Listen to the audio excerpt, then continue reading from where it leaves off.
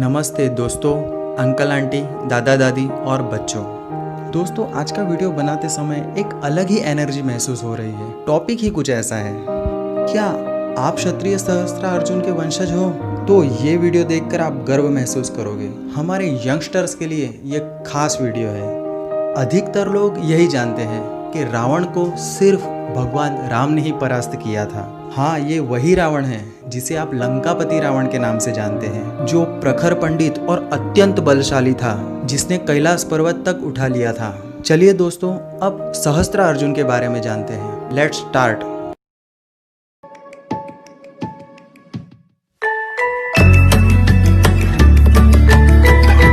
दोस्तों, सहस्त्रार्जुन चंद्रवंश के महाराजा कृतवीर्य और पद्मिनी देवी के पुत्र हैं। उनका मुख्य नाम अर्जुन और एक वीर है। माहिष्मती नगरी के राजा होने के कारण उन्हें माहिष्मती नरेश भी कहा जाता है, जो आज के समय में मध्य प्रदेश में महेश्वर नाम से प्रख्यात है।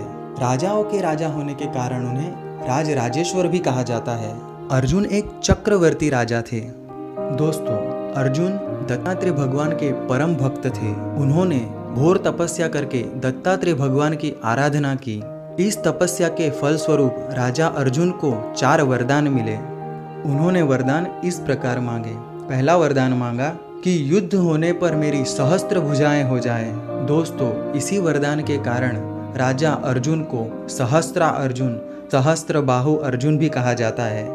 उनका दूसरा वरदान ये था कि यदि मैं अधर्म कार्य में प्रवृत्त हो जाऊं तो भगवान मुझे साधु रूप में आकर रोक दे।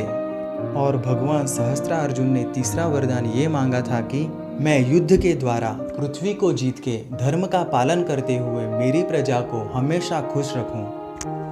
और उन्होंने अंतिम वरदान ये मांगा था कि मैं बहुत से संग्राम करके योद्धाओं को मौत के घाट उतारूं और मेरी मृत्यु संग्राम के बीच मुझसे अधिक शक्तिशाली योद्धा से ही हो।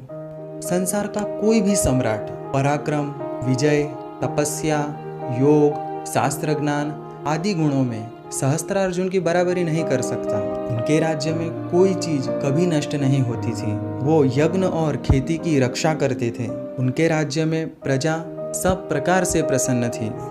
अब दोस्तों, एक बार रावण राज्य जीतते जीतते सहस्त्रार्जुन को हराने की इच्छा से माहिष्मती नगर आ पहुंचा। रावण शिवजी का परम भक्त था। नर्मदा नदी के तट पर रावण ने शिवजी की पूजा करने का विचार किया। जिस स्थान पर रावण पूजा कर रहा था, उसी से दूर नर्मदा नदी के दूसरे तट पर राज राजेश्वर भगवान सहस्त्रार्जुन विराजमान थे।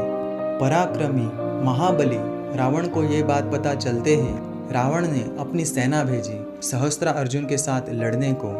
सहस्त्रार्जुन ने उन्हें परास्त कर दिया। ये बात जानकर रावण तिलमिला उठा, क्रोधित हो गया और अभिमानी रावण सहस्त्रार्जुन से लड़ने निकल पड़ा। वहां पहुंचते ही रावण ने सहस्त्रार्जुन को युद्ध के लिए ललकारा। ये दोनों योद्धाओं के बीच भयंकर युद्ध हुआ और युद्ध कई दिनों तक चला। सहस्त्रार्जुन ने रावण को अपनी सहस्त्र भुजाओं में जकड़ लिया। बहुत कोशिशों के बाद भी रावण अपने आप को छुड़ा नहीं पाया। युद्ध के अंत में राज राजेश्वर सहस्त्रार्जुन ने रावण को बंदी बना लिया और अपने बल का परिचय करवा दिया। सहस्त्रार्जुन रावण को सदा अपना बंदी बनाकर रखना चाहते थे, लेकिन रावण के पितामह यानी दादा ऋषि पुलस्त्य को पता चला तो उन्होंने सहस्त्रार्जुन से रावण को छोड़ देने के लिए निवेदन किया। ऋषि श्री की बात मानते हुए सहस्त्रार्जुन ने रावण को छोड़ दिया। रावण ने सहस्त्रार्जुन की तरफ मित्रता की अपेक्षा रखी और सहस्त्रार्जुन ने वो सहजता से स्वीकार कर ली। ऐसा करके सहस्त्रार्जुन ने शत्रु को भी मित्र बना लिया। दोस्तों, आज भी राज राजेश्वर मंदिर मध्य प्रदेश के महेश्वर में स्थित है। राज राजेश्वर मंदिर में युगों युगों से देसी घी के 11 दीपक अखंड रूप से प्रज्वलित है।